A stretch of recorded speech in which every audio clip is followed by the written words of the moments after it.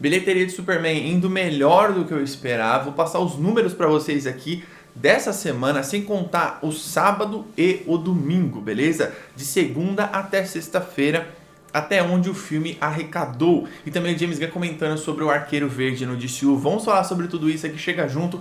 Siga nas redes sociais, @TerraZeroDC, Instagram, TikTok. Os vídeos lá são diferentes, beleza? Vídeos verticais, vídeos para vocês curtirem lá, ficar deslizando pra cima igual uns doidos. Obrigado aos Batmembro e os Supermembro aí que apoiam o canal. Se torne membro como eles, apoie aqui o Terra Zero, ajude a alavancar esse canal aqui pro YouTube rumo aos 20 mil, pelo menos até dezembro. Acho que chega, né? Será que chega? Deve chegar. Bom, o filme do Superman tem uma previsão falando que nesse final de semana, né, até domingo, o filme vai chegar a 400 milhões. Vai passar, na verdade, a marca dos 400 milhões de dólares mundialmente. Eu não sei se isso é fato ou não, a gente vai ver na prática, tal. Às vezes eles fazem umas previsões e dá um pouco menos, às vezes um pouco mais. Mas a grande verdade é que, vendo os números agora, tá aí os números pra vocês, o box office, tipo, você vê que a bilheteria americana, ele salvou de fato o filme do Superman, né? Mas já tá com 337 milhões ao redor do mundo, a bilheteria total. Nessa semana atingiu isso daí até sexta-feira. Certo? Esses são os números até sexta-feira. Lembrando que sábado e domingo a procura normalmente costuma ser maior, né? Nas salas de cinema. Teve um lance ali também de que ele foi mais exibido nos Estados Unidos. Abriram mais de 4 mil salas a mais para exibir o Superman. Esse final de semana, né? Essa semana o Superman não teve concorrência, então ele teve o caminho mais livre. Já na outra semana vai inaugurar o filme do MCU, vai estrear, né? E então vai ter uma concorrência mais forte, pode ser que abaixe bastante a bilheteria do Superman. Eu vi que as quedas, tipo assim, normalmente você tem a primeira semana. A primeira semana o Superman fez 230 milhões, não sei. E aí a segunda, a tendência era cair tipo 50%. Mas parece que caiu esse valor ou caiu um pouco menos, sabe? Então é uma previsão muito boa que eles estão fazendo. E é um filme que ele vai fazer uma bilheteria decente aí para um começo de universo que é muito morno. Sempre falei isso aqui. Então você vê que como que é o processo, né, de você viver aqui nesse novo universo compartilhado. Você tem várias coisas, desintoxicação do que é o Superman, do que era todo o universo passado, a ideia do que é o Superman na cabeça de vários jovens, inclusive uns marmanjos também.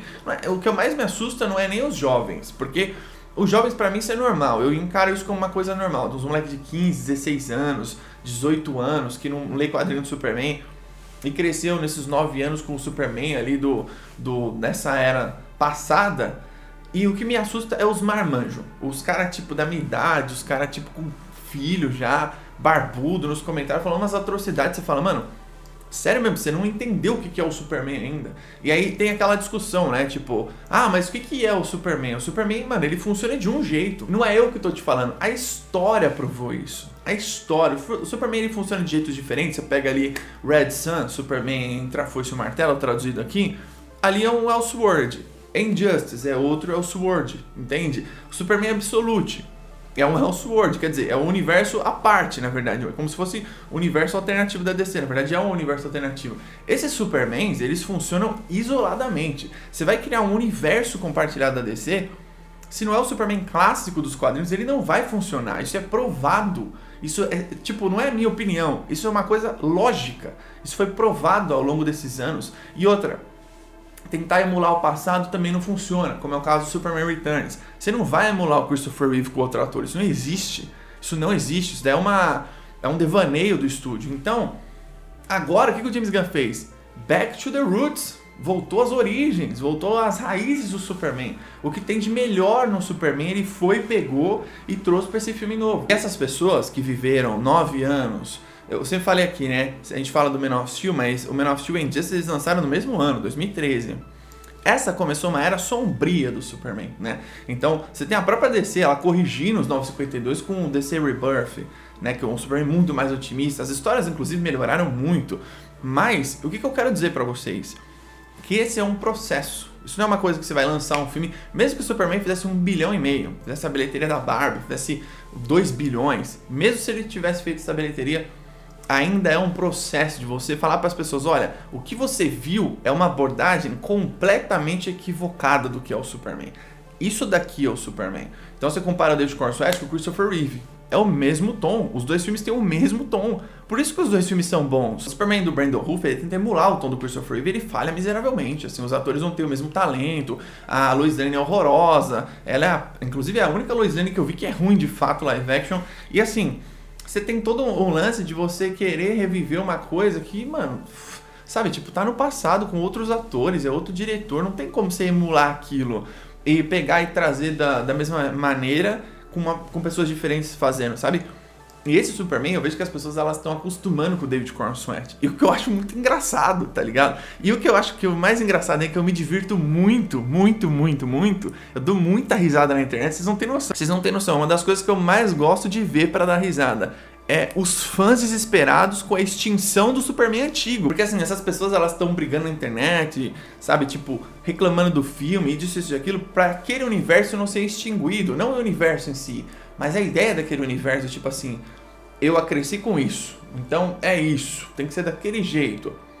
E essa parada é muito engraçada, porque elas meio que defenderam uma coisa de 10 anos atrás, 10 anos não, nos últimos 10 anos, e é uma parada que todo mundo viu que não deu certo, todo mundo viu que não funciona, todo mundo viu que foi uma bosta, e aí eles estão morrendo de medo do Superman de James Gunn dar certo nos próximos anos, porque aquilo que pertence a essas pessoas vai ficar no passado igual o Superman do Brandon Routh, entende? Eu falei aqui no vídeo passado, o Superman de 78 e o Superman de 2025 são os melhores filmes do Superman.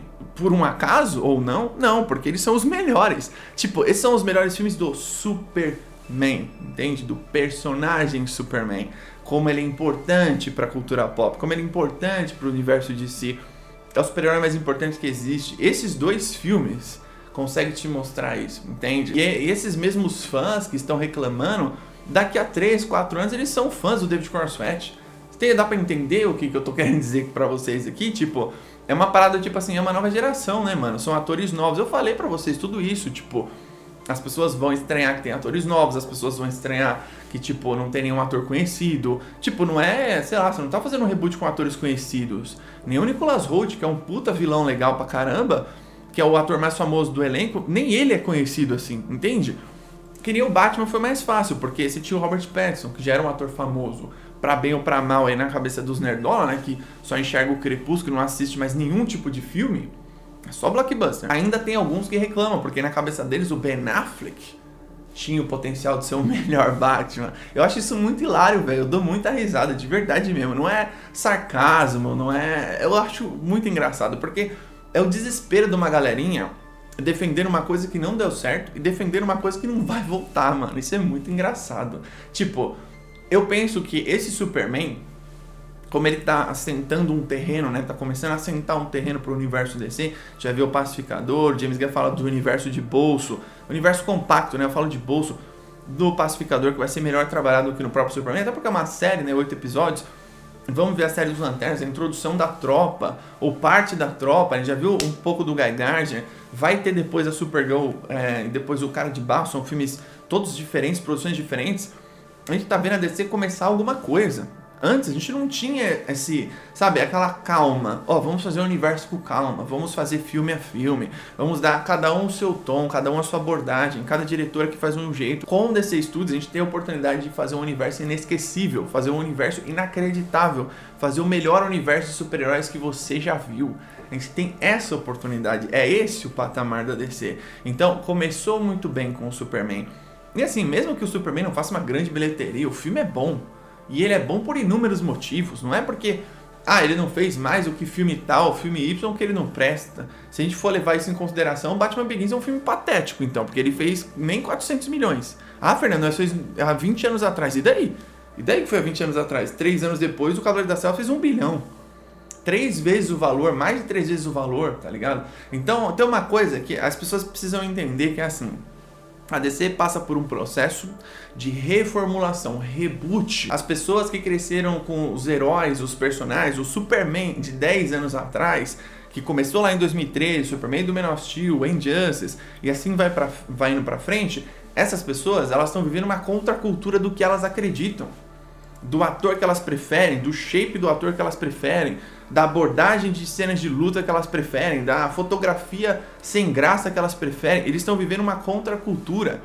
Eles foram tipo assim, domesticados por esse Superman. Igual eu sempre falo aqui, o público geral, ele tá acostumado com os filmes do MCU. Pra você mudar isso, subverter isso, são vários filmes bons da DC sem fórmula. Não é 1, 2, 3, 4 filmes, é tipo uns 7 filmes, 8 filmes. As pessoas precisam entender que, primeiramente, aqui existem os maiores super-heróis dos quadrinhos, e segundo, que aqui não tem fórmula, que os filmes são bons. Faça grandes filmes, façam bons filmes. As pessoas vão olhar e falar assim, pô, realmente a DC tá fazendo uma coisa de outro nível. James Gunn trouxe o Superman na hora certa, em um mundo cheio de personagens tipo The Boys, personagens cínicos. Eu não tenho paciência pra Superman do mal. Superman, eu não tenho paciência. Eu acho que é uma parada zoada. Eu não gosto. Eu acho que encheu o saco já. Achei engraçado que a galera que fala que o Superman é fraco desse filme é tipo literalmente os macacos lá que o Lex Luthor coloca nos computadores pra fazer difamação contra o Superman, né? É literalmente isso, porque, mano, você tá falando uma parada que não faz o menor sentido. Não faz o menor sentido. Se tem uma coisa que ele não é nesse filme, é fraco. Você que assistiu, você tá ligado. Então, essa é uma parada que tá sendo muito divertida de acompanhar. Tá gostosinho o início do DCU, não tá gostosinho? Pacificador mês que vem, Supergirl e Lanterna já gravaram, vai começar a gravar o filme que ninguém pediu, que é o Cara de Barro, depois a gente vai ter uma Diana. Agora, vindo aqui pro Arqueiro Verde, James Gunn comentou duas coisas sobre o Arqueiro Verde. E aí o James Gunn fala que não queria fazer um Superman tão indestrutível assim, tá ligado? Aquele cara que, nossa, ninguém vai encostar nele, tipo um cara com uma flecha e tal. Ele fala um cara com uma flecha, ele cita o Arqueiro Verde. O Arqueiro Verde pode soltar flecha explosiva, flecha venenosa, flecha de kryptonita, se ele tiver, várias coisas. Então, é um personagem que é um dos preferidos do James Gunn, provavelmente. É um personagem muito da hora. Eu acho o Arqueiro Verde um personagem fantástico da DC. E ele falou que aquele filme Pacto com os Lobos, não sei se vocês já assistiram, é um filme, acho que francês. Eu assisti esse filme na época de locadora. Na época que você via a capa do filme, você não sabia se o filme era bom, se não era bom. Pela capa você alugava o filme. Foi assim que eu aluguei o Estigmata, que eu assisti, sei lá, o próprio... Eu lembro que quando nós saiu na locadora Matrix 2 e tal. Ele comentou sobre esse filme numa entrevista ali na França, né? Falando que se alguém for fazer algum dia um filme do Arqueiro Verde, tem que se basear nesse filme Pacto com os Lobos. O que você acha desse filme? O que você acha do Oliver Queen? Pra finalizar o vídeo aqui, toda vez que você ouve de um fã da DC falando assim, ó, tem que ter um filme de fulano, eu penso o seguinte, vamos lá, vamos fazer uma conta aqui, eu sou de humanas, mas vamos arriscar aqui em matemática. São mais ou menos 19, 18, 20 filmes que a DC vai fazer em 10 anos. Mais ou menos, certo? 2 filmes por ano do DCU. Esse ano, por exemplo, só teve o Superman. Ano que vem vai ter 2, 2027 vai ter 2, provavelmente uns 19 filmes. Se provavelmente vai ter 19 filmes, pensa comigo. Batman, Superman e Mulher Maravilha, cada um vão ter 3 filmes. Então, aí você tira 9, certo? São 19, você já tira 9, beleza. Cada um deles vão ter 3. Vai sobrar 10 filmes. Pensa que talvez a Liga tenha uns 3 filmes. Aí você tira mais 3. E assim vai indo, vai tendo menos espaço. Então o Cara de Barro teve um filme, a Supergirl teve um filme. Quem mais vai ter um filme? Sargento Rock, o All-Torch e outras coisas que eles anunciaram. Os Titãs vão ter filme. Não vão ser vários filmes de várias sequências de vários personagens, vão ser 19 filmes ou 20 filmes. Na verdade eu acho que são 19 de fato. Ou seja, o DCU não vai ter tanto espaço para todos os heróis. Aí você usa séries, animações, vão ter games também. O Arqueiro Verde talvez ele não tenha filme, ou ele apareça em algum filme de alguém. Vão ter personagens da DC que eles vão ter filme e outros que não vão ter. Eu apostei, por exemplo, que o Aquaman não vai ter filme. Sabe, ele teve 2 filmes agora. Você vai explorar mais o que do mundo do Aquaman? Você pode trazer ele no filme de alguém, dar mais construção, igual você está fazendo com a Mulher Gavião, que também não deve ter filme. Existem personagens que não vão ter filme, certo? Espero que todo mundo saiba. Tipo, eu não quero um filme do Senhor Incrível. Eu não quero um filme do...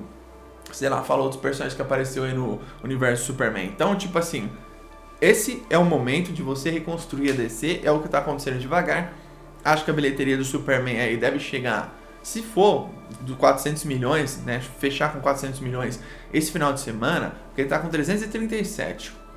Sei lá quanto que ele vai fazer nos Estados Unidos e no resto do mundo nesse sábado e nesse domingo, para eles computar tipo na segunda, terça-feira.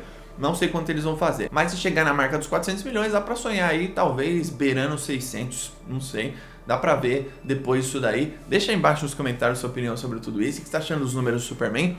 Confesso que me empolgou um pouco esses números aí, pra dar um pouco mais de fôlego pro DC Studios, pra acalmar um pouco a Warner Bros. Pra falar só, calma, vamos construir um universo foda.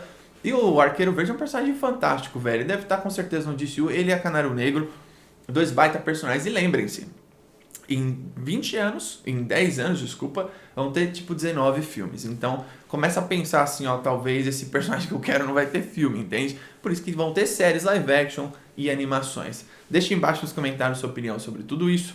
Tamo junto, até a próxima.